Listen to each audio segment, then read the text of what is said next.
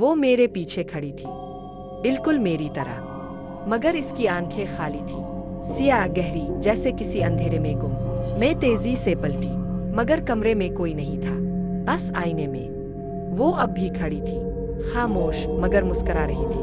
میں پیچھے ہٹی، میرا دل زور زور سے دھڑک رہا تھا۔ اچانک میرا موبائل خود بخود روشن ہو گیا۔ اس پر ایک ویڈیو چلنے لگی۔ ویڈیو میں سو رہی تھی، لیکن میرے سرہانے کوئی کھڑا تھا، وہی سایہ، وہی چہرہ، وہی ڈرا دینے والی مسکراہٹ۔ میں خوف سے چیخ پڑی۔ موبائل بند ہو گیا، کمرے کی لائٹ جھپکنے لگی اور فرش جیسے لرزنے لگا۔ دیوار پر وہی وین دوبارہ نمودار ہوا، لیکن اب صرف آواز نہیں آ رہی تھی، ایک ہاتھ، سفید، اتلا اور بے جان، آہستہ آہستہ وین سے باہر نکل رہا تھا۔ میراب، تم نے وعدہ کیا تھا، آواز گونجی۔ میں پیچھے ہٹی، میرا سانس رکنے لگا تھا۔ اچانک آئینہ اندر سے چٹکنے لگا، جیسے کوئی اندر سے باہر نکلنے کی کوشش کر رہا ہو۔